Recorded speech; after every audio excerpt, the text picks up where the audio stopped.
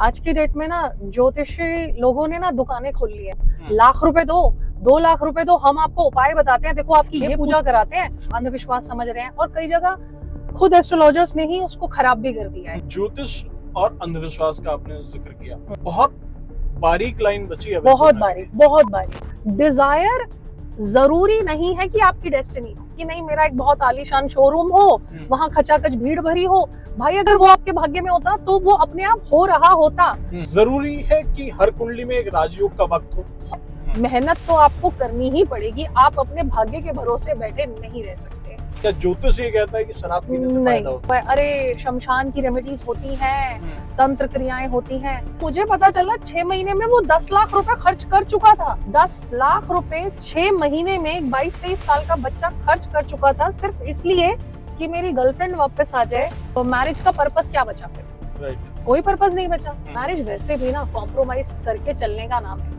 8 साल तक मैं डिप्रेशन में रही। ओके। और मेरे बहुत ट्रीटमेंट चले, बट मुझे समझ नहीं आया। इवन वो स्टोन की वजह से मेरी उंगली गल गई। मैं स्टोन्स रिकमेंड नहीं करती। लोग जो पैदा हुए हैं अपने आप में संपूर्ण है, उनको किसी और आधार की आवश्यकता नहीं है। हम रील्स देखते हैं, रील्स में कोई कुछ बता देता है, हम उसे करने की कोशिश करते हैं। क्या हमें करना चाहिए? क्योंकि जरूरी नहीं कि जो रेमेडी बता रहे हैं वो उन पे सुटेबल हो। कुछ सालों में हमने देखा है कि जो तलाक के मामले में बढ़ते जा रहे हैं। जी, वो अभी भी ये चाहता है कि अगर मैं कमा रहा हूँ और तुम भी कमा रही हो, तब भी तुम घर के काम करो, क्योंकि हमने अपनी माओ को ऐसे ही करते देखा है। भोजपुरी के बड़े स्टार हैं और उन पे कई आरोप लगते हैं कि उनके एक्स्ट्रा मैरिटल अफेयर बहुत सारे हैं। जी, कल ये जो ओपन रिलेशनशिप चल गया ना, ये ओपन रिलेशनशिप वाले लोगों की बात है कि ना तुम मुझे कुछ कहो ना मैं तुम्हें कुछ कहूंगा। तो ये फिल्म इंडस्ट्री में तो बहुत ज्यादा चल रहा है। फादर की कुंडली देखते के साथ ही ना मेरा दिमाग ये खराब हुआ कि भाई ये तो बंदा कैरेक्टरलेस है। हुआ कि उसके हस्बैंड ना कहीं और इंटरेस्ट दिखा रहे हैं, तो उसका जस्ट एक कॉल आया कि मैम आप जरा चेक करें क्या ऐसा है। अब मैंने देखा उसके हस्बैंड का चार्ट तो मुझे दिख गया। हर लड़की को अपने पति के अलावा कोई और लड़का जल्दी अच्छा लगता है कि हाँ वो ज्यादा केयरिंग लग रहा है। अपनी ही सोसाइटी में किसी मैरिड आदमी के साथ उसको एक अटैचमेंट हो गई। आज के बच्चे पेशेंस खत्म है, सुसाइड के केस बढ़ रहे हैं, बिल्कुल चीजों से भाग रहे हैं। बिल्कुल। क्या वजह है उसके पीछे? 11th-12th में लड़की स्कूल बंक करके बाहर खड़ी होकर स्मोक कर रही है। और अपने सपने बच्चों पर मत ला दो, उनकी स्किल के साथ खिलवाड़ मत करो। को बताएं कि वो अपने कर्म, अपने ग्रह, अपने नक्षत्र कैसे ठीक कर सकते हैं, क्या उपाय कर सकते हैं। ओपन पोडियम के स्कार पॉडकास्ट में आज हम जानेंगे ज्योतिष के बारे में कि आखिर ज्योतिष क्या है, ज्योतिष को लेकर जो मिथक हैं, ज्योतिष के नाम पर जो लूट चल रही है उसकी भी हम बातचीत करेंगे। साथ ही हम आज बातचीत करेंगे आज के रिलेशनशिप के बारे में। आज के जो हस्बैंड वाइफ के रिलेशन है वो किस तरह से खराब होते चले जा रहे हैं, तलाक के मामले बढ़ते जा रहे हैं। साथ ही हम बातचीत करेंगे आज की पेरेंटिंग को लेकर कि आजकल जो है जो माँ बाप हैं वो किस तरह से अपने बच्चों को संभाल रहे हैं, क्या क्या चैलेंजेस है और क्या क्या वो गलतियां कर रहे हैं, ये सब हम जानेंगे। बेहद इंटरेस्टिंग ये पॉडकास्ट होने वाला है। इसमें कई ऐसे किस्से भी आपको सुनने को मिलेंगे जिनसे आप बहुत कुछ सीख सकते हैं और आप जानकर हैरान भी होंगे।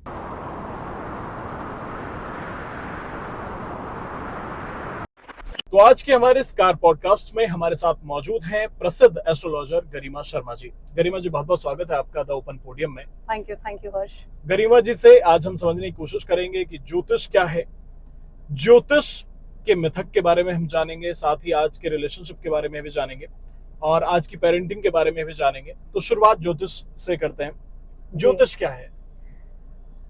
ज्योतिष हर्ष ऐसा होता है कि जो हमारे यूनिवर्स में जितने भी ये प्लैनेट्स हैं, राशियां हैं और नक्षत्र हैं, उसके आधार पर कोई जीव जन्म लेता है ना, तो हम उसको यूज करके ये देखते हैं कि इसका पास्ट, प्रेजेंट, फ्यूचर क्या रहा है या क्या रह सकता है। तो ये ज्योतिष है। और पहले तो ये हमारे सब्जेक्ट्स में रहा करता था। ठीक है, जब हमारे यहाँ गुरुकुल परंपरा थी तो ये हमारे टॉप सब्जेक्ट्स में से एक हुआ करता था, जो कि लोगों को पढ़ाया ही जाता था ताकि लोग उसी के आधार पर आगे अपनी चीजों को डिसाइड कर सके कि हम किस चीज में आगे बढ़िया रहेंगे या आगे के लिए हमारे लिए क्या अच्छा रहेगा या किस फील्ड में जाना हमारे लिए अच्छा रहेगा। इवन कब हमारे विवाह के योग बनेंगे, कब हमारे करियर में बेहतर योग बनेंगे। तो बहुत सारी चीजें ना ज्योतिष से देखी जाती थी। आजकल उस चीज को लोगों ने बहुत गलत तरीके से बना दिया है या उसको अंधविश्वास समझ रहे हैं और कई जगह खुद एस्ट्रोलॉजर्स ने ही उसको खराब भी कर दिया है कि आप शायद उसको चेंज कर सकते हैं। नहीं, अगर कोई चीज आप एक बार लेकर पैदा हुए हैं तो आप उसको बदल नहीं सकते हैं। फिर ज्योतिष क्या करता है? ज्योतिष सिर्फ आपको मार्गदर्शन देता है। ज्योतिष सिर्फ ये बताता है आप जो कर रहे हो ये सही है या ये गलत है, या इस फील्ड में आपको जाना चाहिए या इस फील्ड में आपको नहीं जाना चाहिए। लेकिन अगर आप ये कहते हैं कि नहीं मैम मुझे तो यही करना है, और वो चीज अगर एस्ट्रोलॉजिकली आपकी दिखाई नहीं दे रही है, तो फिर आप उसमें काफी समय तक भटकते हैं, जब तक आप खुद नहीं समझ जाते कि हाँ ये चीज मेरे लिए नहीं है। ठीक है, लेकिन ज्योतिष आपको मार्गदर्शन देता है। वो आप पर डिपेंड करता है आप उस चीज को कितना एक्सेप्ट करते हो। ज्योतिष और अंधविश्वास का आपने जिक्र किया, बहुत बारीक लाइन बची है। बहुत बारीक। कैसे जो आमजन है या जो पीड़ित हैं वो कैसे पहचाने कि अंधविश्वास और ज्योतिष क्या है? देखो, अगर ना बहुत आसान है, बहुत आसान। मैं आपको एक चीज बताऊं, आज की डेट में ना ज्योतिषी लोगों ने ना दुकानें खोल ली है बहुत सारी, और वो आपको कैसे पता चलता है? देखो, एक होता है कंसल्टेंसी, कि एक आदमी आपसे कंसल्ट कर रहा है और वो आपको सही और गलत बता रहा है। लेकिन कई बार वहां पर प्रॉब्लम क्या आती है, लोग ना सच को एक्सेप्ट नहीं करते, वो अपने आधार पर चीजों को बदलना चाहते हैं। तो वो क्या करते हैं, वो ऐसे लोगों को ढूंढते हैं जो लोग कहते हैं ना, अरे आप हमारे पास आओ, लाख रुपए दो, 2 लाख रुपए दो, हम आपको उपाय बताते हैं, देखो आपकी ये पूजा कराते हैं और आपका ये काम हो जाएगा। नो डाउट कि कुछ लोगों के वो हो भी जाते हैं, बट वो रेशो बहुत कम है, बहुत कम। लेकिन 90% लोग इसमें सिर्फ लुटते हैं, 90%। और वो रेशो बहुत कम है कि मान लो हाँ किसी का कुछ होने वाला था, उसने पैसे पे किए और कोइंसिडेंस ये हुआ कि उसका हो गया। आपने एक बहुत गहरी बात कह दी है कि दुकान खोले बैठे हैं जी। और मेरा भी ये मानना है कि अगर आप वाकई में ज्योतिष सीख रहे हैं और ज्योतिष आपका पैशन है, आपने उसे धंधा नहीं बनाया है जी, तो आपको कहीं ना कहीं ये डिसाइड करना पड़ेगा कि आप कुछ ऐसी रेमेडीज बताएं या कुछ ऐसा बताएं जो एक गरीब है, जो दिन के 200-300 कमा रहा है, वो भी उपाय कर सके जी। तो पता है जी, ज्योतिष को ना आज की डेट में इस तरीके के लोगों ने सिर्फ हाई क्लास लोगों की पहुंच के लिए बना दिया। ठीक है, कि वो महंगे रत्न बेच लेते हैं या महंगी रेमेडीज करा देते हैं, महंगी पूजाएं बता देते हैं। लेकिन क्या ये जन साधारण के लिए है? हाँ, ये बिल्कुल है। अब जिसके पास पैसा नहीं है तो क्या वो कोई रेमेडी नहीं कर सकता? डेफिनेटली कर सकता है। वो स्वयं से पूजा पाठ कर सकता है, वो अपने लाइफस्टाइल को चेंज करके चीजें चेंज कर सकता है, डेफिनेटली कर सकता है। और जन साधारण के लिए ही ये बना था, सबके लिए बना था। मतलब ऐसा कोई विशेष वो नहीं है कि हाँ जी ये बहुत रिच कम्युनिटी के लोग ही कर सकते हैं। बहुत सारे लोग ऐसे भी होते हैं जो कहते हैं हम नहीं बिलीव करते, तो वो सबका एक अपना बिलीफ सिस्टम है, वो इससे अलग है। ठीक है, लेकिन ज्योतिष का इस्तेमाल हर कोई कर सकता है। ओके, हमने देखा है कि ज्योतिष के पास या ज्योतिष आचार्य के पास आदमी तब जाता है जब वो हर जगह से निराश हो जाता है। बिल्कुल। उसके बाद वो वहां पहुंचता है और उसे बताया जाता है कि वैसे आप 1-2 लाख का ये करा लीजिए पूजा पाठ जी, और हो जाएगा जी। लेकिन उसके बाद भी नहीं होता, यानी कि जो उसकी एक अंतिम वो था पायदान कि वहां पे जाके मुझे कुछ राहत मिल सकती है, वो भी नहीं मिल रही है। अब यही तो आपको मैं बात बता रही थी ना कि मान लो कोई चीज आपकी डेस्टिनी में है ही नहीं, अब आप जिद कर रहे हो नहीं मुझे तो यही चाहिए। जो रियल एस्ट्रोलॉजर होंगे ना वो आपको एग्जैक्टली ये बोलेंगे कि भाई ये चीज आपके भाग्य में नहीं है, आप उस चीज के बारे में बात ना करें। ठीक है, लेकिन ऐसी वाली चीजें ना बहुत कम होती है। जैसे कि मैं एक छोटा सा एग्जांपल देती हूँ, मेरी एक नोन है, उनका कपड़े का काम है। ठीक है, उनकी कुंडली मैंने देखी तो जो मैडम थी उनकी कुंडली काफी अच्छी थी, बट उनकी कुंडली में ना बिजनेस करने का योग नहीं था। फिर उन्होंने अपने बच्चों की दिखाई कि अच्छा मेरे में नहीं है तो मेरे बच्चों से कर लेती हूँ। बेटे की कुंडली में भी योग नहीं था। हस्बैंड जो बिजनेस कर रहे हैं उसमें भी उनका बहुत खराब सिचुएशन चल रही है। बेटे की कुंडली में जॉब को लेके बहुत अच्छे योग थे जिसमें कि वो कर भी रहा है, और फ्रीलांस में ही वो 4-5 लाख रुपए का पैकेज ले रहा है मंथली। ठीक है, बट वो लोग पता है क्या कर रहे हैं, वहां से पैसा कमाते हैं और बिजनेस में लगाते हैं और वहां डुबाते हैं। अब उनका सिर्फ एक ही कंसल्टेशन है कि मैडम बस किसी तरह ये बिजनेस अच्छा कर दो। अब जो चीज आपके भाग्य में नहीं है, मतलब आपके पास आ रहा है पैसा, आपको वो नहीं दिख रहा, कि किस रास्ते से आ रहा है, उस तरीके से नहीं चाहिए आपको। आपको चाहिए अपने तरीके से कि नहीं मेरा एक बहुत आलीशान शोरूम हो, वहां खचाखच भीड़ भरी हो। भाई अगर वो आपके भाग्य में होता तो वो अपने आप हो रहा होता, लेकिन यहाँ जहाँ आपने एफर्ट भी नहीं किया, आपको बैठे बैठाए आपका बेटा एक फ्रीलांस करके आपको 4-5 लाख रुपए महीना कमा के दे रहा है, आप मजे से उसको जीवन बिता सकते हो, लेकिन नहीं, आप उस पैसे का क्या यूटिलाइज कर रहे हो, आप सिर्फ उसको एक खड्डे में डाल रहे हो जहां पर कोई स्कोप ही नहीं है। लेकिन अब उसको कोई एस्ट्रोलॉजर बदल नहीं सकता, वो आप अपनी डिजायर के पीछे भाग रहे हो। क्योंकि एस्ट्रोलॉजी में ना दो चीजें होती हैं, एस्ट्रोलॉजी में नहीं रियल लाइफ में दो चीजें होती हैं, एक होती है डेस्टिनी, एक होती है डिजायर। डिजायर जरूरी नहीं है कि आपकी डेस्टिनी हो। तो आपको पहले ये समझना पड़ेगा कि आपने अननेसेसरी डिजायर्स तो नहीं पाल रखी हैं, आपने बिना बात की वासनाएं या बिना बात की अपने आप को मटेरियलिस्टिक तो नहीं बना रखा है। इस डिफरेंस को समझना बड़ा जरूरी है कि कई बार आप ज्यादा मटेरियलिस्टिक होते हो, आपके काम नहीं बनते हैं। ये बात आपको समझनी पड़ेगी। अगर हमने ये भी देखा है आज के टाइम में, जो ये सोशल मीडिया शॉर्ट्स का जो दौर चला है, इस दौर में जो है लोग वो इंस्टेंट पैसा, सर आज की डेट में प्रॉब्लम ये है कि हर किसी को इंस्टेंट रिजल्ट चाहिए, इंस्टेंट आंसर चाहिए, और बस उनको हर चीज इंस्टेंट चाहिए। सबसे बड़ी बात है कि वो कुछ करना भी नहीं चाहते, लग्जरी लाइफ चाहिए। आप यकीन नहीं मानेंगे, ऐसे ऐसे लोग कॉल करते हैं, मैडम आप ये बताओ हमारा राजयोग कब स्टार्ट होगा। तो मेरा पहला क्वेश्चन होता है आप करते क्या है, तो पता चला अभी तो हम सोच रहे हैं हम करेंगे क्या। भाई राजयोग फलित तो तब होगा ना जब आप कर्म करोगे, जब आप कुछ अपनी या तो स्किल को बेटर करोगे या आप किसी फील्ड में आगे बढ़ के काम करोगे। आप बैठे बैठे कुछ भी नहीं पा सकते ना, कर्म तो करना ही पड़ता है, आपके भाग्य का निर्माण होता है, यही ज्योतिष आपको बता रहे हैं। लेकिन जो लोगों का सबसे बड़ा प्रॉब्लम है ना, वो ये सोचते हैं कि ज्योतिष तो भाग्य है, जो हमारे भाग्य में लिखा है वो होगा, तो वो कर्म की प्रधानता को समझते ही नहीं है। लेकिन ज्योतिष में कर्म की भी प्रधानता है। आपने कहा राजयोग, अभी राजयोग जरूरी है कि हर कुंडली में एक राजयोग का वक्त हो? देखो मैं एक बात ये मानती हूँ कि हर कुंडली में ना हर काम का एक समय होता है, ठीक है। एक समय होता है कि एक आदमी बहुत अच्छा पैसा कमाता है, और एक समय आता है कि वो कुछ भी नहीं कर पाता, खाली बैठ जाता है और उसको समझ नहीं आता रीजन क्या हुआ, और वो यही सोचता रह जाता है कि यार मैंने एक टाइम तो इतना काम करा, उतनी ही एफर्ट मैं आज कर रहा हूँ, बट मैं आज कुछ सक्सेस पा क्यों नहीं पा। तो यानी कि उसकी कोई ऐसी दशा स्टार्ट हुई है कि अब उसका जो ग्रोथ का पीरियड था वो रुक गया है। अब उसकी लाइफ में कहीं ना कहीं स्टेबिलिटी आ गई है, और कई बार यही योग लोगों के बुढ़ापे में आते हैं। जैसे कि अभी एक लेटेस्ट न्यूज में मैंने बड़ा अच्छा वो प्रोग्राम देखा था कि एक गवर्नमेंट जॉब से कोई बंदा रिटायर हुआ, और गवर्नमेंट जॉब से रिटायर होने के बाद मतलब 60-62 साल का होगा जब रिटायर हुआ है, उस समय उसकी कोई ऐसी दशा थी, उसने वो अपनी रिटायरमेंट का सारा पैसा दुबई ले जाके कोई बिजनेस स्टार्ट किया, और आज वो करोड़पति है, जो कि वो सारी उम्र करोड़पति नहीं था।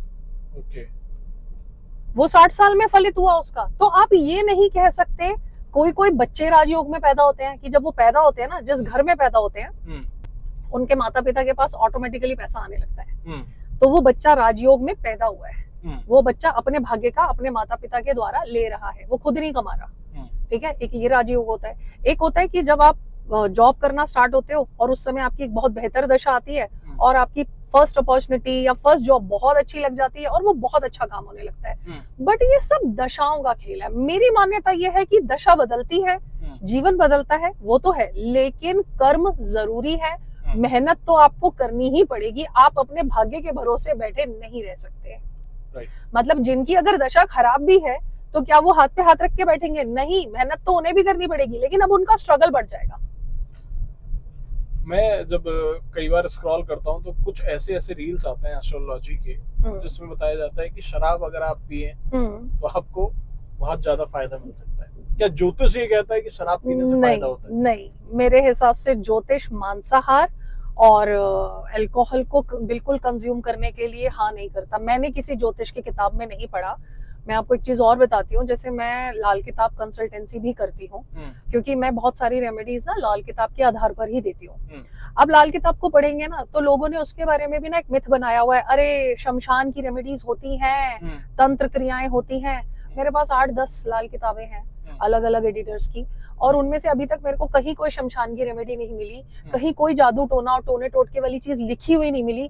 जब मैंने उन पूरी बुक्स को पढ़ा है ना, तो उन सब में ना 5 से 10 चीजें सब में कॉमन है कि पहली चीज, नॉनवेज अंडा अल्कोहल कंज्यूम नहीं करना चाहिए, झूठ नहीं बोलना चाहिए, और किसी की हत्या नहीं करनी चाहिए, लालच नहीं करना चाहिए, स्त्रियों का अपमान नहीं करना चाहिए। ये वो रेमेडीज हैं जो हमारे मैनर्स में होनी चाहिए, जो हमारे एथिक्स में होनी चाहिए, ठीक है। उसमें सिर्फ ये दिया हुआ है, लेकिन कहाँ से क्या आया मुझे नहीं पता, बट अल्कोहल, नॉनवेज, अंडा, इन सबको ज्योतिष नहीं मानता, ज्योतिष भी नहीं मानता। और एक ह्यूमन उसमें भी कहें कि इन चीजों से कहा जाता है कि परहेज ही ठीक है, बिल्कुल। लेकिन उसके बाद भी लोग इंस्टा पे बढ़ावा दे रहे हैं, लोगों के पास में जस्टिफिकेशन हो जा रहा है कि भाई देखिए दवाई के तौर पे ले रहे हैं, इससे कुछ ना कुछ बदलेगा। आप यकीन मानेंगे, अभी हमने ना, मतलब जब मैं ज्योतिष सीख रही थी ना, तब मैंने कुछ क्लासेस की थी, तो हमारे गुरुजी ने एक बात सिखाई थी कि ज्योतिष को ना हम आयुर्वेद के साथ फिर भी जोड़ते हैं, और बहुत सारी रेमेडीज ऐसी आती हैं कि कब इंसान को होम्योपैथी सूट करेगी और कब इंसान को आयुर्वेदा सूट करेगा और कब एलोपैथी सूट करेगा। तो अब अगर हम होम्योपैथी की बात करते हैं, तो आपको पता है होम्योपैथी अल्कोहल बेस्ड है। आपको मालूम है अल्कोहल बेस्ड दवाइयां भी हर किसी को सूट नहीं करती हैं। बहुत रेयर कॉम्बिनेशन होते हैं प्लेनेट के जिनको वो ऐसी डिजीज होते हैं या ऐसी कोई प्रॉब्लम आती है जिसमें आपको होम्योपैथी सूट करेगी, लेकिन मैक्सिमम जो भी ज्योतिष पढ़ता है उसको आयुर्वेद से ही मतलब ट्रीटमेंट बताए जाते हैं, मैक्सिमम ट्रीटमेंट आयुर्वेद से ही बताए जाते हैं। तो अभी हमने देखा, और मतलब मैं देखता ही हूँ ये स्क्रॉल जब चल रहा होता है कि कहीं कोई कुछ बता रहा है, कुछ बता रहा है। अभी कल ही मैंने देखा कि एक भाई साहब बता रहे थे कि आप किसी को अपने वश में करना चाहते हो, उसका फोटो वहां रखो, इतनी बार ये पढ़ के फूंक दो, वो आपके वश में हो जाएगा, ऐसा कुछ होता है? देखो, लोग ना, ये बहुत लोअर क्लास में हो रही है चीजें, आप मेरी बात समझना। मैं आपको एक और फिर एग्जांपल दूंगी, आप कहोगे कि मैम तो हर चीज में एग्जांपल दे रही है, बट मेरे पास इतने लोगों के कॉल्स आते हैं ना कि मेरे पास हर बार एक नया एग्जांपल होता है। एक लड़का था कनाडा से, मुझे कॉल कर रहा था, और बहुत यंग बच्चा था, 22-23 साल का लड़का था वो, और उसने मुझे बोला मैम मेरी गर्लफ्रेंड है और वो मेरे से बात नहीं कर रही है और मैं उसी से बात करना चाहता हूँ, और मुझे दिख रहा है कि लड़के की दशा ना तो अपने इंडिया वापस आने की है, ना वो लड़की बाहर जाएगी, वो भी मुझे समझ आ रहा है, और वो लड़की कहीं से भी उसमें इंटरेस्टेड नहीं है। तो मैंने उसको बड़ा क्लियर कट मना करा कि भाई देख, इस लड़की से अपना दिमाग हटा, मूव ऑन कर, ये तेरी डेस्टिनी नहीं है। कह रहा मैडम मुझे यही चाहिए, तो आप मुझे ये बताओ आप कितने पैसे लोगी और इसको इस तरीके से आप मेरी तरफ वो कर दो मोल्ड। मैंने कहा पॉसिबल ही नहीं है। तो धीरे धीरे हमारी बात आगे बढ़ती गई, तो मुझे पता चला 6 महीने में वो 10 लाख रुपए खर्च कर चुका था। 10 लाख रुपए 6 महीने में एक 22-23 साल का बच्चा खर्च कर चुका था, सिर्फ इसलिए कि मेरी गर्लफ्रेंड वापस आ जाए। पता नहीं ये पंजाब साइड का कहीं वो बच्चा था, और वहां के जो लोकल जो तांत्रिक लोग थे ना, वशीकरण के नाम पे उससे 5-5 लाख रुपए, 50-50 हजार रुपए करके ना उससे ले रहे थे, लेकिन कुछ नहीं हुआ। और वो लड़का डिप्रेशन में आया, वो लड़का कर्जे में आया, और सिचुएशन उसकी इतनी खराब हो गई कि वो ड्रग्स लेने लगा वहां पर। और उसने जब मुझसे लास्ट बात की थी तो मैंने उसको यही बोला था तू वहां से दिमाग हटा, बट अब उसका दिमाग इतना वीक हो चुका था लोगों की इस तरीके की बातों से कि भाई हम करा देंगे, अरे तुम हमें इतने पैसे दो हम करा देंगे। जो आपके भाग्य में नहीं है ना, उसको कोई आपको नहीं दिला सकता, चाहे आप करोड़ों रुपए दे दो। यही लोगों को भी समझना पड़ेगा, बिल्कुल समझना पड़ेगा कि आप बेवकूफ बनाए जा रहे हो। पता है, जो रियल एस्ट्रोलॉजर होगा ना, वो कभी आपसे अननेसेसरी पैसे की डिमांड नहीं करेगा। वो सिर्फ आपसे एक डॉक्टर जैसे कंसल्टेंसी करता है, आप जाते हो, आप एक डॉक्टर की फीस पे करते हो, वो कंसल्टेंसी करता है, आपको एक पर्चा बना के देता है कि भाई ये मेडिसिन है बाहर से ले लो, बस सिंपल इतना। जो रियल एस्ट्रोलॉजर होगा वो सिर्फ इतना बोलेगा, ना वो आपको अपनी दुकान में ये खोल के दिखाएगा ये स्टोन ले लो, ये पहनो, अरे ये करना पड़ेगा, और ना ही वो आपको ये कहेगा कि ये रेमेडी करो, आप ये तंत्र पूजा करो, या ऐसा करो, ये करो। मेरे हिसाब से कोई रियल एस्ट्रोलॉजर आपसे ऐसी बातें नहीं करेगा। बिल्कुल। तो लोगों को क्या खुद से ध्यान रखने की जरूरत है? आपको आज एक बात बताती हूँ मैं, जो ये मार्केट चल रही है ना, एस्ट्रोलॉजी को जो खराब किया जा रहा है या कह दो कि बदनाम किया जा रहा है, वो भी ना आम लोगों की वजह से ही हो रहा है। जैसे मान लो मैंने किसी को मना किया कि भाई आपके लिए ना ये चीज ठीक नहीं है, आप समझना, लोग क्या करते हैं, एक्सेप्ट नहीं करते, अब वो दूसरे के पास जाएंगे। अब हो सकता है कि वो बंदा अधूरे ज्ञान के साथ बैठा है और वो बोलेगा अरे अरे हम कर देंगे, लाओ आप हमें पैसे दो, और वो वहां लुटना शुरू हो जाते हैं क्योंकि उनको वहां होप दिखाई देती है। वो रियलिटी को एक्सेप्ट नहीं कर रहे हैं, बस वो एक होप के पीछे इधर जाएंगे, फिर इधर जाएंगे और इधर जाएंगे। और मैंने ऐसे हजारों लोगों को देख लिया है जो सिर्फ एक होप के पीछे लाखों का नुकसान करते हैं। वो ये चीज को एक्सेप्ट कर लेना तो इन लोगों की दुकानदारी अपने आप बंद हो जाए। वही ज्योतिष को लेके मोस्टली कहा जाता है कि ये मैथ है। एग्जैक्टली मैथ है, कैलकुलेशन ही है सारा का सारा। और अगर प्रेडिक्शन ही गलत हो जाए फिर? हाँ बिल्कुल होती है प्रेडिक्शन गलत, डेफिनेटली लोग कर देते हैं गलत प्रेडिक्शंस। जैसे अब मैं और एक बात बताती हूँ आपको, कुछ कपल्स के मेरे पास चार्ट आए थे कि अभी मैरिज हुई है और हमने तो गुड मिलान कराया था, हमारे पंडित जी ने तो बोल दिया था बहुत अच्छा चलेगा, बट जब मैं मैच मेकिंग करती हूँ तो हम ना कुछ चीजें इंपॉर्टेंट होती हैं जो देखते हैं, जिनमें से होता है गण, भकुट और नाड़ी। ये 3 मेन इंपॉर्टेंट चीजें हैं जो हमारे 36 गुणों में से मानी जाती है। अब अगर सेम गण के लोग नहीं होते तो उनकी कोई कंपैटिबिलिटी नहीं आती है। अगर भकुट मैच नहीं करता है तो कहीं ना कहीं उनके हेल्थ इश्यूज रहते हैं, कम्युनिकेशन में प्रॉब्लम रहता है। और नाड़ी दोष आता है तो वहां पर यह माना जाता है कि ऐसे में जातक को संतान उत्पत्ति में प्रॉब्लम आती है। भाई अब हमारा मैरिज का पर्पस क्या होता है? हमारा मैरिज का पर्पस अपनी फैमिली को ग्रो करना ही तो होता है। लेकिन अगर हम वही चीज नहीं कर पा रहे हैं तो उस मैरिज का पर्पस क्या बचा फिर? कोई पर्पस नहीं बचा। बट लोग बस, अब मुझे ये नहीं पता दक्षिणा के लालच में या कम दक्षिणा मिल रही है इस वजह से लोगों को राइट गाइडेंस नहीं देते हैं। वो ये दे देते हैं कि हाँ भाई इनकी तो यही डेस्टिनी थी। ऐसा नहीं होता।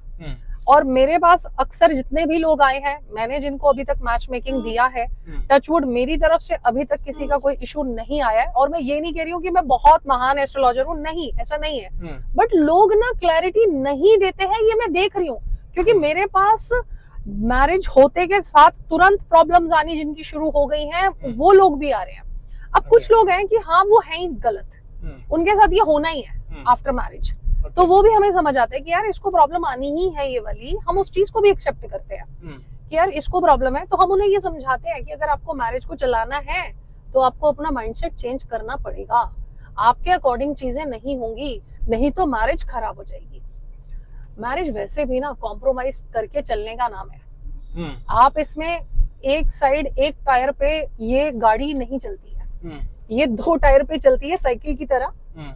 और उसके लिए बैलेंस बनाना बड़ा जरूरी है। ठीक है, बिना बैलेंस बनाए एक मैरिड लाइफ नहीं चल सकती। और इसके लिए आपको मेरे हिसाब से अपनी शादी से पहले ही सारी चीजों को चेक करना चाहिए, नहीं तो लड़के की भी लाइफ खराब होती है और लड़की की भी लाइफ खराब होती है। बिल्कुल, उस पर हम आगे आएंगे क्योंकि आपने एक बहुत इंपॉर्टेंट बात कही कि कॉम्प्रोमाइज करके चलना होता है। मुझे नहीं लगता कि आज की डेट में कोई भी करने को तैयार है। इससे आगे हम बात करेंगे जब हम बात कर रहे होंगे रिलेशनशिप के बारे में। अभी आप के पास कोई ऐसा कि आपने किसी ऐसे केस के बारे में बताइए बिना आइडेंटिटी रिवील किए कि जिसे सुन के आप शॉक हो गए, यार ये क्या था, मतलब अलग ही है ये कुछ। ऐसे तो बहुत सारे हैं, मतलब क्या बताऊं, ऐसे तो एकदम इंस्टेंट तो कोई याद नहीं आ रहा। बट मेरे पास ऐसे बहुत सारे आते हैं। जैसे कि मैं एक सिंपल बात बताती हूँ। एक बार एक लड़के का कॉल आया और वो इतना अग्रेसिव था, इतना हाइपर था जिसका कोई हिसाब नहीं। और ना मैंने जस्ट एक ही क्वेश्चन पूछा, उसकी कुंडली सही थी, उसकी दशा भी सही चल रही थी, ठीक है, तो मुझे समझ आ रहा था कि किसी नेगेटिव एनर्जी की वजह से वो डिस्टर्ब है। उसके बात करने के टोन से पता चल रहा था। तो मैंने जस्ट पहला क्वेश्चन किया, आपने कोई स्टोन पहना हुआ है? तो उस लड़के ने बड़ा अग्रेसिव होकर मेरे को आंसर किया, हाँ मेरे पेरेंट्स ने मुझे पहना रखे हैं बट मुझे नहीं पता वो कौन से हैं। बहुत अग्रेसिवली जवाब दे रहा था। और वो मैरिड था लड़का और उसकी वाइफ बहुत अच्छी थी, बट उस लड़के की अपनी वाइफ के साथ भी ना बन नहीं रही थी और वो तलाक लेना चाह रहा था उससे। तो मैंने सिर्फ उस लड़के को कुछ नहीं बोला, मैंने कहा सिर्फ एक काम इतना करो, अभी ये स्टोन सारे अभी उतारो जो जो पहने हुए हैं। और उसके बाद कोइंसिडेंस ये हुआ, वो कॉल कट गया, मेरी दोबारा उससे बात नहीं हो पाई और मुझे उम्मीद भी नहीं थी कि वो दोबारा कॉल करेगा। उसका कॉल कट गया, मैं थोड़ा शॉक थी। मैंने कहा यार बात भी पूरी ढंग से नहीं हो पाई, कॉल भी कट गया और समझ नहीं आ रहा था। नेक्स्ट डे उस लड़के का कॉल आया अगेन, और अब उसकी जो टोन थी ना वो बहुत डाउन था। मैम कल मेरी आपसे बात हुई थी, लाइक ये टोन था। तो मैंने कहा हाँ मैंने पहचान लिया। तो कहता है मैम कल आपने जब बोला ना कि ये स्टोन्स उतारो तो पता नहीं मुझे क्या हुआ, मैंने गुस्से में ना वो स्टोन सारे उतार दिए। मैडम आपको नहीं पता मैं कितने महीनों के बाद सोया हूँ रात को, मैं बहुत टाइम से सोया नहीं हूँ, और मैं जब सोया हूँ और आज उठा हूँ, आज मुझे ऐसा लग रहा है कि सब कुछ ठीक है, कोई प्रॉब्लम नहीं है। आपको पता है कि लोगों ने उसको पता नहीं क्या क्या स्टोन्स पहनाए हुए थे जिसकी वजह से वो इतना मेंटली टॉर्चर हो रहा था, उसको डायरेक्शन नहीं मिल रही थी, उसको समझ नहीं आ रहा था उसको क्या करना चाहिए क्या नहीं करना चाहिए, उसे हर कोई गलत लग रहा था। अच्छा, क्या स्टोन से बदलती हैं चीजें? हाँ, बदलती हैं। स्टोन्स बहुत स्ट्रांगली काम करते हैं, और मेरे साथ तो खुद का बहुत बड़ा और गंदा अनुभव रहा था। बड़ा और बहुत बड़ा और बहुत गंदा अनुभव था कि मेरी एक जेठानी थी और वो पीएचडी थी एस्ट्रोलॉजी में। अच्छा। तो मैं उनसे भी पढ़ती रहती थी और सीखती रहती थी कुछ कुछ। तो एक बार उन्होंने मुझे बोला कि गरिमा तुम ना पुखराज पहन लो, और उन्होंने ही मुझे पहनवा दिया। तो तब मैं इतना डीप इन चीजों में आई नहीं थी, मैं सिर्फ पढ़ रही थी, मतलब लाइक कंसल्टेशन का मेरा कोई वो नहीं था। और मैंने जब वो पहना 2008 में मैंने वो स्टोन पहना था, और उसके बाद 8 साल तक मैं डिप्रेशन में रही हूँ। और मेरे बहुत ट्रीटमेंट चले, बट मुझे समझ नहीं आया, इवन वो स्टोन की वजह से मेरी उंगली गल गई। और मुझे तब भी समझ नहीं आ रहा कि गड़बड़ कहाँ से हो रही है। और एंजाइटी, डिप्रेशन, मेजर डिप्रेशन मेरा डायग्नोज हुआ था, बाइपोलर डिसऑर्डर मेरा डायग्नोज हुआ था, बट नहीं रीजन समझ आ रहा था। तो कोइंसिडेंस, वो भी कुछ कुदरत की बात थी कि मैं कुछ पढ़ रही थी, तो मेरे एक कजन का फोन आया कि टीवी खोलो, स्टोन्स के ऊपर कुछ आ रहा है। तो हम लोग ना ऐसे प्रोग्राम्स देखते थे, पढ़ते थे, सुनते थे। तो जैसे ही मैंने खोला और मैंने उसको सुनना शुरू किया, तो उसने बोला कि भाई वृषभ लगन वालों को ना जो पुखराज नहीं पहनना चाहिए, क्योंकि वो उनके अष्टम का लॉर्ड होता है, और अष्टम के लॉर्ड के स्टोन्स कभी नहीं पहनने चाहिए। तो मैंने उसी दिन स्टोन उतारा है, और मैं डिप्रेशन से रिकवर कर गई, जो मैं आपके सामने बैठी हूँ। वही कि गलत मेडिटेशन अगर मेडिकेशन, हाँ, गलत मेडिकेशन अगर किसी को दे दी गई है। अभी ऐसे ही एक इंसिडेंट मेरी अपनी फैमिली में हुआ था। मेरे जिया जी हैं, तो हम उनसे मिलने गए, तो वो काफी परेशान लग रहे थे। और मैं जब उनके रूम में गई तो वो बहुत साइलेंट हो गए और बहुत नॉर्मल ऐसे बैठे हुए थे, लाइक जैसे कि वो अंदर ही अंदर ना कुछ घबरा रहे हैं। तो मैंने उनसे पूछा आपकी तबीयत ठीक है? बोले नहीं। मैंने कहा क्या हो रहा है? कहते पता नहीं, मुझे उस दिन भी यही रियलाइज हुआ। मैं कोई स्टोन पहना उन्होंने? तो उन्होंने बोला हाँ। मैंने कहा दिखाओ। तो उन्होंने दिखाया। मैंने कहा इसे तुरंत उतारो। जैसे ही वो स्टोन उतारा, वो अगले दिन से रिकवर कर गए। मेरा अपना बेटा स्टोन की वजह से 3 दिन पहनाया था हमने, कोई एक्सपेरिमेंट हम चेक कर रहे थे, और हमने उसको वो स्टोन पहनाया, वो तो अपना सर दीवारों में मारने वाली पोजीशन पे आ गया था। उसने ऑटोमेटिकली जैसे ही वो स्टोन उतारा, तीसरे दिन और चीजें नॉर्मल हो गई। तो हाँ, मैं स्टोन्स रिकमेंड नहीं करती। लोग जो पैदा हुए हैं अपने आप में संपूर्ण है, उनको किसी और आधार की आवश्यकता नहीं है। बस राइट गाइडेंस की जरूरत है कि उनका लाइफ पाथ कैसा होना चाहिए, ये उनके लिए बहुत इंपॉर्टेंट है। आप दूसरी चीजों पे डिपेंड ना करो, आप स्टोन्स पे डिपेंड ना करो, आप अपने लाइफस्टाइल पे डिपेंड करो, अपनी मेहनत पे डिपेंड करो, भगवान पर भरोसा करो। हम अगले सेगमेंट में बढ़ेंगे, उससे पहले आप ज्योतिष के बारे में लोगों को एक मैसेज कि आप क्या करें और क्या ना करें। बेसिक, मतलब अलग अलग केस की अलग अलग रेमेडी होती है, लेकिन बेसिक जो आदमी कर सकता है वो क्या बताएंगे? देखिए, मैं एक चीज बताती हूँ, ज्योतिष में जो नवग्रह है ना, वो सब हमारे घर में ही है। सूर्य चंद्रमा हमारे माता पिता है, ठीक है, मंगल हमारे भाई, बुध हमारी बहनें, बृहस्पति हमारे घर के बड़े लोग, बुजुर्ग लोग, या हमारे घर आए हुए मेहमान, शुक्र हमारा अपना घर, हमारे घर की औरतें, हमारे घर की लक्ष्मियां, ठीक है, शनि हम स्वयं होते हैं, और राहु केतु होती है हमारी डिजायर्स या हमारी स्पिरिचुअलिटी। सब कुछ ये हम ही है, बाहर कुछ आवश्यकता ही नहीं है। अगर आपको सूर्य चंद्रमा ठीक करना है, अपने माता पिता से तमीज से बात करो, अपने घर आए मेहमान को बहुत अच्छे से ट्रीट करो। कोई भी आया है, मतलब मैं कहती हूँ, अगर किसी ने आपका डोरबेल बजा दिया है, तो वो एक ऐसा इंप्रेशन लेके आपके घर से जाए कि यार क्या लोग थे। इससे आपका भाग्य प्रबल होता है। आप किसी को भी इंसल्ट ना करो। आप अगर जितना इन चीजों को ध्यान रखते हो, अपने घर की औरतों का ध्यान रखो, अपने घर की लक्ष्मियों को सच में लक्ष्मी समझ के रखोगे तो लक्ष्मी का आगमन ऑटोमेटिकली आपके घर होना शुरू हो जाएगा। बट ये बातें लड़कियों पे भी लागू होती हैं कि वो अपने पति को उस तरीके से ट्रीट करें, और पतियों पर भी लागू होते हैं कि वो अपनी पत्नियों को बहुत अच्छे से ट्रीट करें, अपनी बहनों के साथ, अपने भाइयों के साथ रिलेशन बहुत अच्छे बनाने की कोशिश करें। अगर कोई दूसरा आपके साथ गलत कर भी रहा है ना, तो आप चाहे डिस्टेंस मेंटेन कर लें, बट अपनी तरफ से कोई भी गलत पहल ना करें। साथ ही एक चलते चलते ये भी मैं आपसे पूछना और समझना चाहूंगा और जनता को एक मैसेज दिलवाना चाहूंगा कि हम रील्स देखते हैं, रील्स में कोई कुछ बता देता है, हम उसे करने की कोशिश करते हैं, क्या हमें करना चाहिए? क्योंकि जरूरी नहीं कि जो रेमेडी बता रहे हैं वो उन पे सुटेबल हो, वरना फिर वही जैसा आपने बताया कि गलत स्टोन पहन लिया। आप ये देखो, बहुत सारे लोग ना ऐसे होते हैं, मैडम उसने पहना हुआ था तो मैंने पहन लिया, बट उसका तो बहुत अच्छा चल रहा है, मेरे को सूट नहीं कर रहा।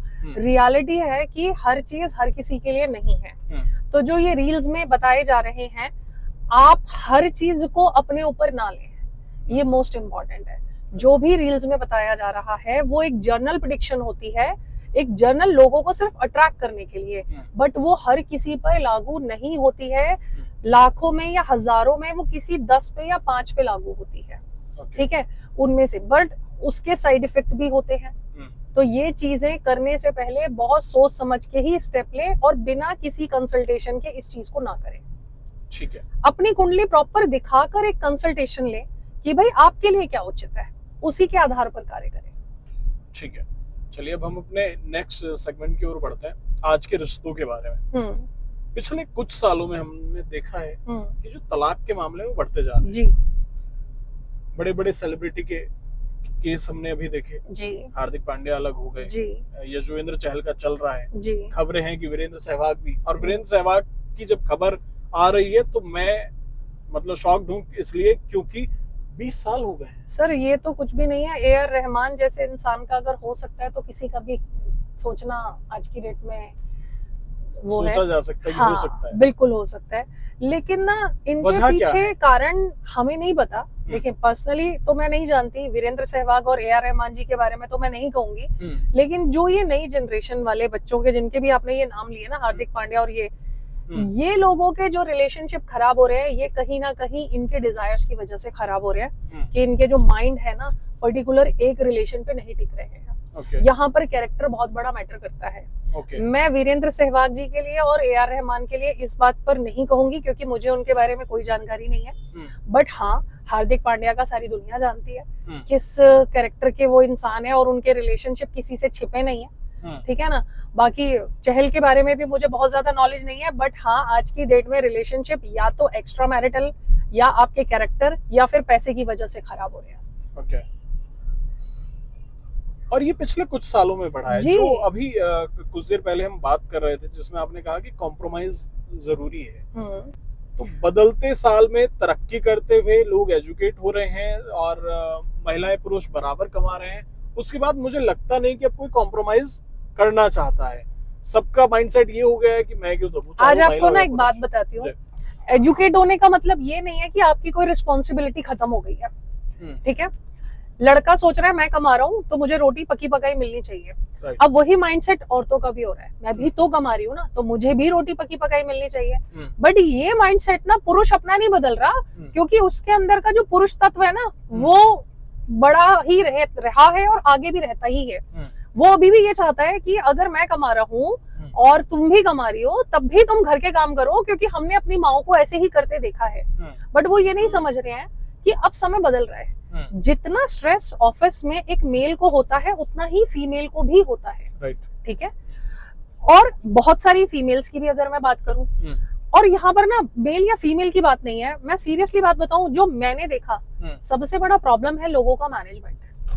इतना खराब मैनेजमेंट है आजकल ये प्राइवेट सेक्टर के चलते, ना उन्हें दिन का पता है ना उनको रात का पता है, तो ना तो रिलेशंस ढंग से निभा पा रहे हैं, ना अपनी फैमिली लाइफ एंजॉय कर पा रहे हैं, ना अपने बच्चों को प्रॉपर समय दे पा रहे हैं, ना उनके करियर के बारे में सोच पा रहे हैं। आपस में या तो वो 8 से 10 घंटे 12 घंटे वो जॉब करते हैं, फिर उसके बाद वो या तो लड़ते हैं या वो थक हार के सो जाते हैं। वो ये नहीं समझा पा रहे कि वो अपने बच्चों को दे क्या रहे हैं, और यहीं से बच्चों का जो बौद्धिक विकास है वो भी खराब हो रहा है। क्यों? क्योंकि वो हर समय या तो टेलीविजन के आगे बैठे हैं, या लैपटॉप के आगे बैठे हैं, या मोबाइल के आगे बैठे हैं। तो जो उनके ब्रेन की डेवलपमेंट है ना तो वो हो पा रही है, ना पेरेंट्स से उनको कुछ मिल पा रहा है। तो इस समय ना लोग एक बात को ये समझ लें कि अगर वो अपने रिलेशंस, अपने फाइनेंसेस और अपने बच्चों को अगर सही से आगे बढ़ाना चाहते हैं तो हर चीज का एक टाइम टेबल बनाकर काम करना शुरू करें कि हम इतना टाइम अपने ऑफिस से अलग अपने घर में देंगे, अपने बच्चों को हम इस तरीके से पालेंगे। बच्चों की जिम्मेदारी दोनों की होती है, सिर्फ एक की नहीं है कि माँ ने पैदा किया है तो वही देखेगी, नहीं, ऐसा नहीं होता। आज की डेट में अगर वो वर्किंग वुमन है तो दोनों की सपोर्ट चाहिए, दोनों की सपोर्ट चाहिए। अकेली औरत भी कब तक लगी रहेगी? तो यहाँ पर ना चीजें सिर्फ अंडरस्टैंडिंग की है। तो जो मैंने बोला ना कि यार थोड़ा वो कॉम्प्रोमाइज करे, थोड़ा तुम कॉम्प्रोमाइज करो, तुम अपना मैन ईगो कम करो, वो अपना थोड़ा सा इस चीज का अहंकार कम करे कि मैं भी तो कर रही हूँ। जब तक दोनों मिलकर नहीं करेंगे कुछ नहीं होगा। मोस्टली मेन जो है वो टाइमिंग, क्योंकि टाइमिंग वाली बात से मुझे एक याद आया, एक भोजपुरी के बड़े स्टार हैं और उन पे कई आरोप लगते हैं कि उनके एक्स्ट्रा मैरिटल अफेयर बहुत सारे हैं जी। तो उस पर उस बंदे ने बड़ी बेबाकी से ये कहा कि अगर मैं 6 महीने अपनी वाइफ से या अपने बच्चों से दूर हूँ और किसी और के साथ शूट पे हूँ तो अटैचमेंट होना संभव है। तो उस पे जब काउंटर क्वेश्चन ये किया गया कि वो तो आपकी बीवी के साथ भी सेम सिचुएशन हो सकती है, तो उसने कहा कि हाँ अगर उसका भी है तो मुझे कोई इशू नहीं। आजकल ये जो ओपन रिलेशनशिप चल गया ना, हाँ। ये ओपन रिलेशनशिप वाले लोगों की बात है कि ना तुम मुझे कुछ कहो ना मैं तुम्हें कुछ कहूंगा। तो ये फिल्म इंडस्ट्री में तो बहुत ज्यादा चल रहा है। तो उससे आप अपने आम आदमी अपने आप को कंपेयर ना करें, हाँ। क्योंकि वो चीज ना तो आम समाज में हम लोग उसको अप्लाई कर सकते हैं और ना ही वो जायज है। क्योंकि आप अपने बच्चों को क्या दे रहे हो? आप अपने बच्चों का पूरा भविष्य के साथ खिलवाड़ कर रहे हो। मैं आपको एक छोटा सा एग्जांपल देती हूँ। बहुत साल पहले की बात है, जिस समय मैं मतलब इस फील्ड में आई थी, तो एक बच्चे की कुंडली आई मेरे पास। 6th क्लास का बच्चा था कि इसने 6th क्लास में पढ़ाई छोड़ दी है। मेरे ख्याल से 6th भी ज्यादा बता रही हूँ, 4th या 5th में ही छोड़ दी थी। तो उनके जो रिलेटिव्स थे उन्होंने मुझे कुंडली भेजी कि एक बार जरा इसकी कुंडली चेक करो, इसका पढ़ने में मन क्यों नहीं लगता। भाई कुंडली देखी, जैसे कि मैं अक्सर लोगों को एक बात कहती हूँ कि भाई IAS IPS बनने के योग तो रिक्शा वाले और सब्जी वाले के बेटे की कुंडली में भी होते हैं, और ऐसे योग मैक्सिमम लोगों की कुंडली में होते हैं। लेकिन वो फलित उनकी कुंडलियों में होते हैं जिनके सूर्य बहुत अच्छे होते हैं, यानी जिनके पिता बहुत मेहनती होते हैं। तो अब ना उस बच्चे की कुंडली में भी बहुत अच्छे योग थे, बट बच्चे ने पढ़ाई छोड़ दी है। इट मीन्स कहीं ना कहीं फादर का कर्मा खराब था। ठीक है, तो मेरे मुंह से सिर्फ एक क्वेश्चन निकला कि मुझे ना फादर की कुंडली दिखवा दीजिए प्लीज। फादर की कुंडली देखते के साथ ही ना मेरा दिमाग ये खराब हुआ कि भाई ये तो बंदा कैरेक्टरलेस है, इसका तो अपनी फैमिली पे कोई ध्यान ही नहीं है, और इसने तो घर की तरफ कभी ध्यान ही नहीं दिया, ना बच्चों की तरफ ध्यान दिया, तो कहाँ से इसके बच्चे आगे बढ़ेंगे? आप ये मानेंगे नहीं, जो लोग ये कहते हैं ना अरे बच्चे पैदा हो गए अब अपने आप पल जाएंगे, ये एक बिल्कुल बकवास बात है। कभी भी ऐसा हो रहा होता ना कि आपने पैदा कर दिया अब वो तो प्रधानमंत्री बन जाएगा, ऐसा नहीं होता। बड़ी मेहनत लगती है एक बच्चे को एक इंसान बनाने के लिए। हम उसको बड़ा करके एक IT सेक्टर का वो तो बना रहे हैं गुलाम, लेकिन हम उसे इंसान कहीं से कहीं नहीं बना रहे। जो आदर्श हमें उन्हें देने चाहिए, आदर्श बच्चे को ना आप बोलकर नहीं सिखा सकते। जब तक आप उनके सामने खुद आदर्श बन के प्रस्तुत नहीं होगे, आप उनको आदर्शवान नहीं बना सकते। राम चाहिए, दशरथ बनना ही पड़ेगा। सही बात। और सीता चाहिए तो राम भी बनना बिल्कुल बनना पड़ेगा, बिल्कुल तो सीता बनना पड़ेगा। बिल्कुल, क्योंकि इस तरह के जो मामले हैं, आपके सामने कोई ऐसा केस आया हो एक्स्ट्रा मैरिटल वाला और कि जिसे लगा हो कि भाई ये तो अलग ही लेवल चल रहा है? ऐसे तो बहुत आते हैं, मैं वही तो बोल रही हूँ कि ऐसे तो किस्से हमारे पास इतने ज्यादा होते हैं ना कि हर दूसरे दिन का एक किस्सा होता है। अभी मतलब अच्छी है, मेरी काफी नोन है, और मतलब मेरे पास शायद 3-4 साल से कंसल्टेशन ले रही है, प्रेग्नेंट है। उसको कुछ डाउट हुआ कि उसके हस्बैंड ना कहीं और इंटरेस्ट दिखा रहे हैं, तो उसका जस्ट एक कॉल आया कि मैम आप जरा चेक करें क्या ऐसा है। अब मैंने देखा उसके हस्बैंड का चार्ट तो मुझे दिख गया। मैंने कहा या तो इसको अपनी वाइफ के साथ इन्वॉल्व होना चाहिए, वाइफ के साथ वो इन्वॉल्व नहीं है।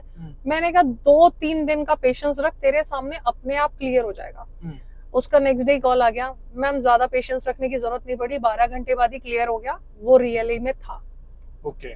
और मैंने उसको 3 बातें बोली थी कि रिलेशनशिप है, वो एक्स के साथ ही है अपनी, जो उसकी पुरानी एक एक्स रह चुकी है, ओके और ये अभी क्या बोलते हैं बाहर भी कहीं घूम के आया है। ओके तीनों बातें सच निकली और वो इतनी शॉक्ड हो गई। और मैडम सबसे इम्पोर्टेंट बात वो निकली कि मुझे कुछ भी ढूंढना नहीं पड़ा, ऑटोमेटिकली अपने आप में सच आ गया।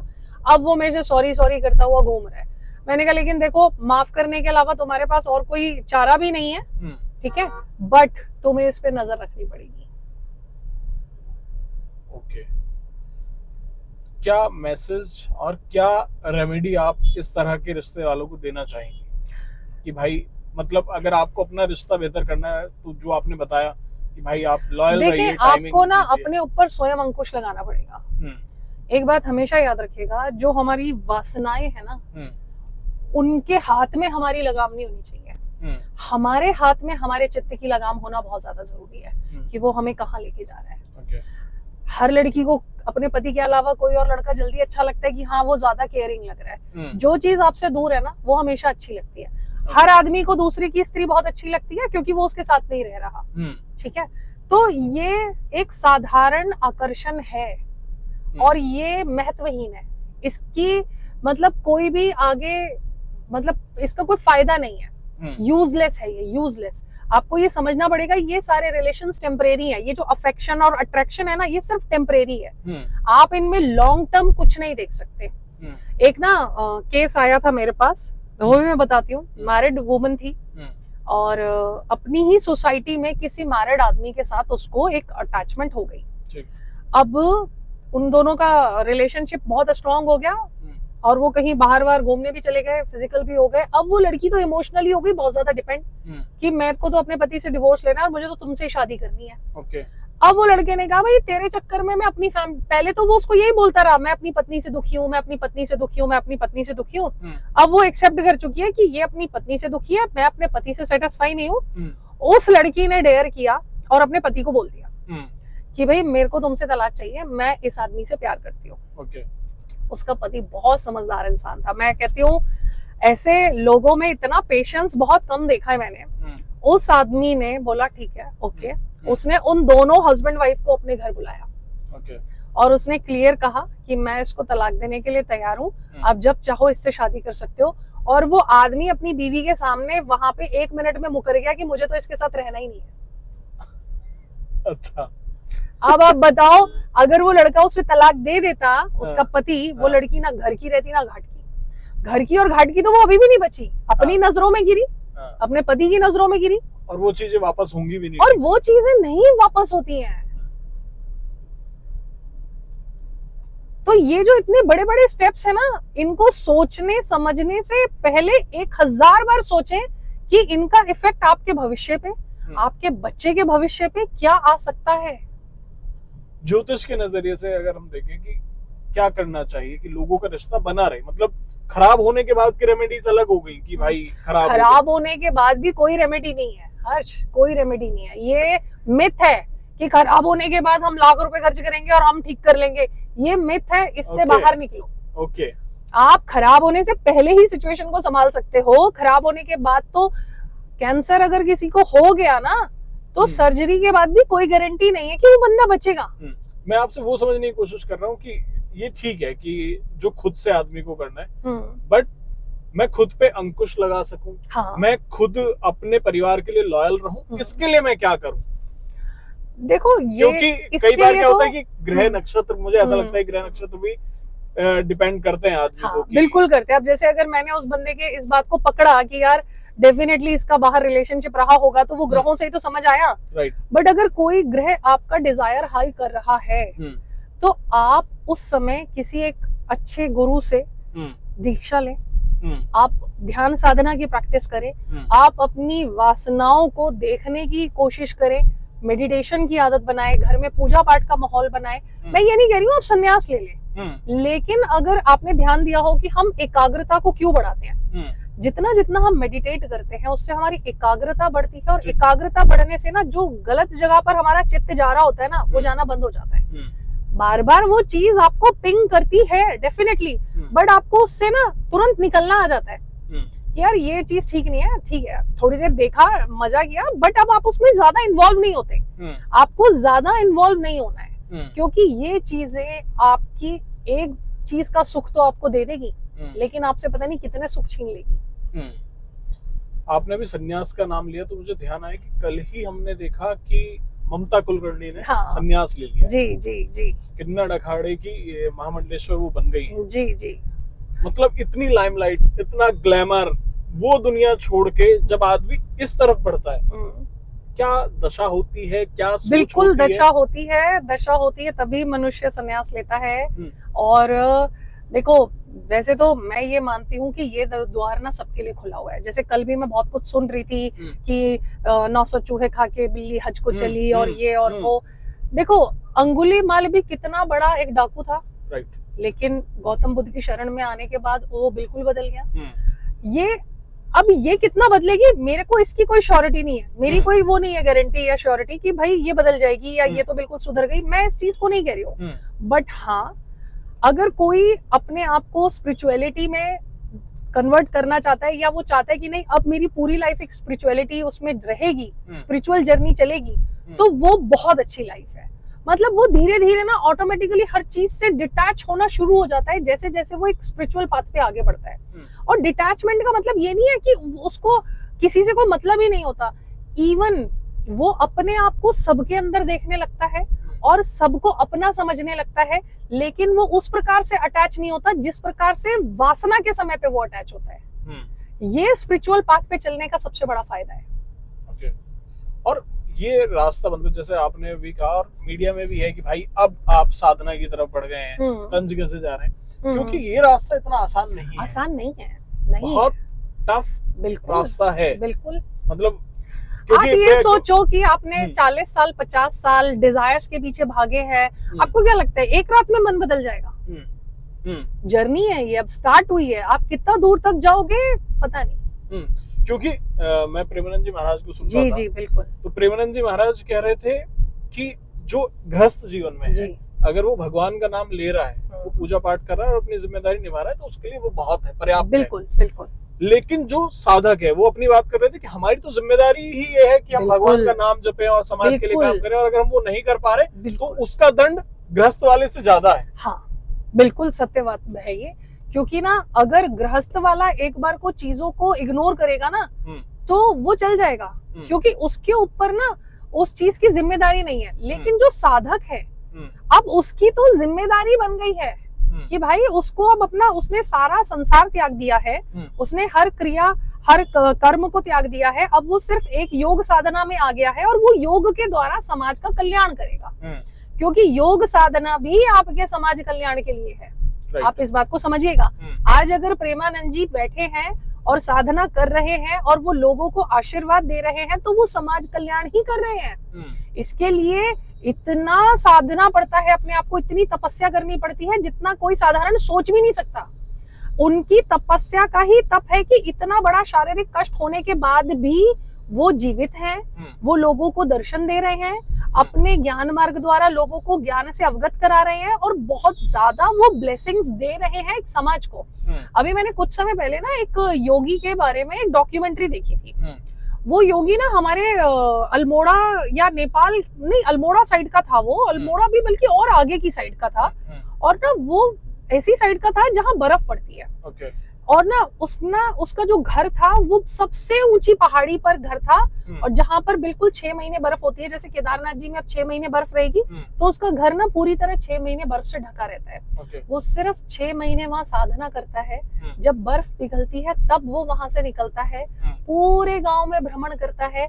उस समय गांव में पूरा उत्सव की तरह मनाया जाता है और वो सबको ब्लेसिंग्स देता है, और लोग उसको उसके बदले में उसके 6 महीने का भोजन और उनकी सामग्री और वो टाइम टू टाइम उनके घर पहुंचाते रहते हैं ताकि वो साधना करे। हमारे यहाँ पर यही परंपरा थी कि साधक, जो हमारे यहाँ आपने देखा होगा गौतम बुद्ध भी भिक्षा मांगते थे, ठीक है, ये जो परंपरा थी ये लोगों को ब्लेस करने की थी। वो उनका पेट पाल रहे हैं और वो उनको जीवन दर्शन और मार्गदर्शन दे रहे हैं कि वो अपने जीवन में आगे कैसे बढ़े। और ये इतना सुंदर पाथ है, इतना सुंदर पाथ है, बस ये है बहुत कष्टकारी भी और बहुत ज्यादा तप वाला भी। जितना साधारण ये दिखता है कि अरे इनकी तो जिम्मेदारी क्या है, अरे ये करते क्या है, आप एक दिन भी उनकी तरह जिंदगी नहीं गुजार सकते। संन्यास से मुझे एक चीज और ध्यान आई, महाकुंभ चल रहा है जी। और महाकुंभ में दो चीजें देखने को मिली जो सबसे ज्यादा थी। एक तो IITian बाबा जी चल रहे हैं वो। जी। मुझे भी शुरू में लगता था कि अच्छी बातें कर रहे हैं, लेकिन उनकी कुछ पुरानी वीडियोस देखे तो वो खुद को राम और कृष्ण मानने लगे। जी जी जी। तो मैं थोड़ा सा इत्तेफाक उनकी बातों से नहीं रखता। और दूसरा कल या परसों की बात है, एक यूपी के ही किसी गांव का बच्चा दीक्षा ले चुका है और साधु बन रहा है। और उसके पीछे जो रीजन है उन्हें जानने के बाद मुझे ऐसा लगता है कि भाई वो बन तो रहा है, लेकिन रीजन क्या है कि भाई आप क्यों संन्यास ले रहे हैं, आप क्यों साधु बन रहे हैं? रीजन क्या है? हमें हमारा प्यार नहीं मिला, हमें नौकरी नहीं मिली, तो जब है ही नहीं कुछ तो सोचा कि अब सन्यासी ले ले। तो मुझे नहीं लगता कि वो लंबे समय तक सन्यास के मार्ग पर देखो, आज एक और बात बताती हूँ। सन्यास ना कुछ नहीं मिला और उसके बाद आप ले रहे हो, तो पहली बात तो ये मानसिकता ही गलत है, क्योंकि आप भाग रहे हो, ठीक है ना। और सन्यास भगोड़ों के बस की नहीं है, राइट। क्योंकि जो अपनी जिम्मेदारी से भाग रहा है ना, मैं ओशो की बहुत बड़ी फॉलोअर भी हूँ, मैं ओशो में भी बहुत बिलीव करती हूँ और मैंने उनको बहुत डिटेल में बहुत अच्छे से पढ़ा है। तो मैंने ना एक बात ये देखी कि उन्होंने ना कभी भी सन्यास को उस तरीके से नहीं कहा कि आप घर छोड़ो, घर त्यागो और भागो और सारी जिम्मेदारियों को छोड़ो। ना कभी बुद्ध ने कहा, बुद्ध ने लोगों को दीक्षा दी है, लेकिन उन्होंने भी कभी ये नहीं कहा कि आप अपनी जिम्मेदारी छोड़ो। उन्होंने भी अपने पंथ में एक चीज बोल दी थी कि जब तक इनके माता पिता, अगर कोई बच्चा आ रहा है, उसके माता पिता से परमिशन ली जाएगी कि इसको सन्यास देना है या नहीं देना है, क्योंकि वो अभी बहुत छोटा है, ठीक है। अब उसके सन्यास के क्या कारण है हमें नहीं पता, मैं उसके बारे में नहीं जानती, मुझे नहीं पता। बट सन्यास ना एक मानसिकता होती है कि ऑटोमेटिकली आप उतना डिटैच हो चीजों के साथ कि आप ईश्वर की शरण जानना चाहते हो, आप ईश्वर को जानना चाहते हो, आप सत्य को जानना चाहते हो। अगर आपके अंदर वो प्यास है तब तो सन्यास का फायदा है। लेकिन आप गर्लफ्रेंड नहीं मिली भाग रहे हो, नौकरी नहीं मिली भाग रहे हो, आप जैसा कमाना चाहते थे वो नहीं कमा पाए आप इसलिए भाग रहे हो, या आपके घर का माहौल बहुत खराब था इसलिए भाग रहे हो, तो मैं आपको बड़ा क्लियर बोल दूं, ऐसे लोग सन्यास से भी बहुत जल्दी भाग जाते हैं। हाँ, क्योंकि भागने की प्रवृत्ति हो गई है। और सन्यास तो ठहरने का नाम है, सन्यास भागने का नाम नहीं है। महाकुंभ चल रहा है जी, महाकुंभ को लेकर लोगों में उत्साह भी है, जा भी रहे हैं। आप बताइए थोड़ा महाकुंभ के बारे में, क्या इम्पोर्टेंट है उसके, इस पूरे जो ये पूरा समय चलता है, 1 महीने का, 1.5 महीने का? देखिए, महाकुंभ ना एक अपने आप में बहुत ही ऐसा नक्षत्र में ये आता है, ऐसा नक्षत्र 144 साल में बनता है। महाकुंभ की बात कर रही हूँ मैं, सिर्फ कुंभ की बात नहीं कर रही, महाकुंभ की बात कर रही हूँ। ये ना एक तरीके से ऐसे मान लो, जैसे हम कहते हैं ना कि बच्चा पैदा हुआ, पहले उसने कुछ पढ़ाई करी, 9th 10th 12th तक वो पढ़ाई करी, फिर उसने ग्रेजुएशन करी, फिर उसने मास्टर्स करी और उसके बाद वो PhD कर रहा है। तो लाइक ये महाकुंभ जो आता है ना, ये PhD लेवल का एक तरीके का स्नान है, ठीक है। लेकिन क्या ये सबके लिए है? लेकिन आप मुझे बताएं, क्या PhD सबने की है? नहीं। PhD हम किसको यहाँ मान रहे हैं? जो वो नागा साधु आ रहे हैं, जो वो उस तत्व को ग्रहण करके आ रहे हैं, और जब वो स्नान करेंगे ना, उनके ऊपर जो इफेक्ट आएगा, हाँ, मैं ये नहीं कहूंगी कि साधारण पर इफेक्ट नहीं आएगा, साधारण पे भी आएगा, बट उस लेवल का नहीं आएगा ना, उस मानसिकता को वो समझ सकते हैं। बट हाँ, लोग फॉलो कर रहे हैं, लोग कर रहे हैं, करें, मैं उसके लिए मना नहीं करती, बट ये एक बहुत महान चीज है। इसकी तुलना और इसकी बात करना बहुत बहुत बड़ी बात है। ठीक है, अब हम अपने लास्ट सेक्शन की तरफ बढ़ते हैं। पेरेंटिंग का हम बात कर रहे थे, और ये रिलेशनशिप से कहीं ना कहीं जुड़ा हुआ है, बिल्कुल जुड़ा हुआ है। आज के बच्चे पेशेंस खत्म है, बिल्कुल, सुसाइड के केस बढ़ रहे हैं, बिल्कुल, चीजों से भाग रहे हैं, बिल्कुल। क्या वजह है उसके पीछे? उनकी पेरेंटिंग सबसे बड़ी वजह है, उनके पेरेंट्स के आपस के रिलेशनशिप, ये सबसे बड़ी वजह है। आज आपको एक बात बताती हूँ हर्ष, आप मेरी बेटी को जानते हो? हाँ। मेरी बेटी स्कूल जाती है, तो उसकी कुछ एक फ्रेंड्स थी, तो उसने मुझे बताया कि मम्मी, मतलब जब वो स्कूल में थी, 11th 12th की बात बता रही हूँ मैं, 11th 12th में लड़की स्कूल बंक करके बाहर खड़ी होकर स्मोक कर रही है, घर नहीं जा रही है, अपनी माँ से झूठ बोल रही है, किसी दूसरे के घर जा रही है। तो राधिका ने मुझे धीरे धीरे बताया, मम्मी इसकी मम्मी मुझे फोन करके पूछ रही है। तो हमें ये समझ आया कि उनके घर का माहौल इतना टॉक्सिक है कि हस्बैंड वाइफ एक दूसरे से सच नहीं बोलते, ठीक। उनको देख देख के अब बच्चे भी वैसे ही हो गए हैं। हस्बैंड वाइफ पूर्व पश्चिम भाग रहे हैं तो बच्चे उत्तर दक्षिण भाग रहे हैं। ओके।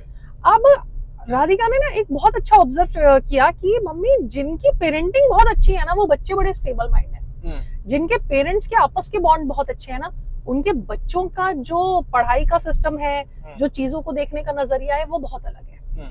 तो देखो माता पिता वही है, बच्चे वही है, लेकिन घर का माहौल, हस्बैंड वाइफ का खुद का माहौल वो कैसा है, ये सारी बातें बच्चों के ऊपर प्रभाव बहुत ज्यादा डालती हैं। अब अगर आप वापस से हम वही बात करते हैं कि आप राम चाहते हो तो दशरथ तो बनना पड़ेगा, ठीक है ना, क्योंकि आप खुद तो गाली देकर बात करो और बच्चे को बोलो अरे तुम गाली नहीं दोगे, तुम गाली क्यों दे रहे हो, अरे भाई तुम अगर ये चाहते हो वो गाली ना दे तो पहले उस चीज को तुम खुद प्रैक्टिस करो ना।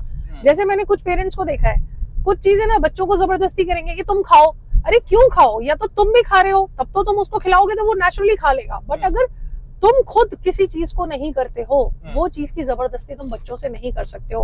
और अपने सपने बच्चों पर मत ला दो, उनकी स्किल के साथ खिलवाड़ मत करो। ठीक है। अगर हम बचपन से लें कि बचपन में आज के समय में रील और फोन के लिए जो देखा जा रहा है कि बच्चे रील में फोन में लगे रह रहे हैं और खाना वो तब खा रहे हैं अगर आप रील दिखा रहे हो। हाँ। तो खाना खाऊंगा तब जब रील दिखाओगे। तो कहाँ से शुरुआत से ही कहाँ कमी हो रही है? पता है कहाँ कमी हो रही है हर्ष? यहाँ पर सबसे बड़ा प्रॉब्लम है कि आजकल हस्बैंड वाइफ के पास टाइम नहीं है, उनको लगता है बच्चा मोबाइल में बिजी होगा हम इसे फटाफट खिला देंगे, ठीक है, एक चीज तो ये है ही। लेकिन ना अब एक और बात ये समझना,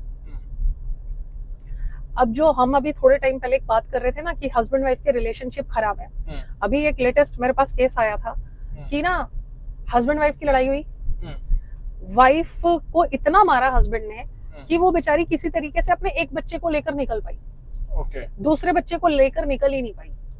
अब वो किसी तरीके से अपने छोटे बेटे के साथ तो घर में अलग है, बट उसका बड़ा बेटा अपने फादर के साथ है और बड़ा बेटा भी 10 साल का है, कोई बहुत बड़ा नहीं है, यानी कि उसको अभी माँ की जरूरत है।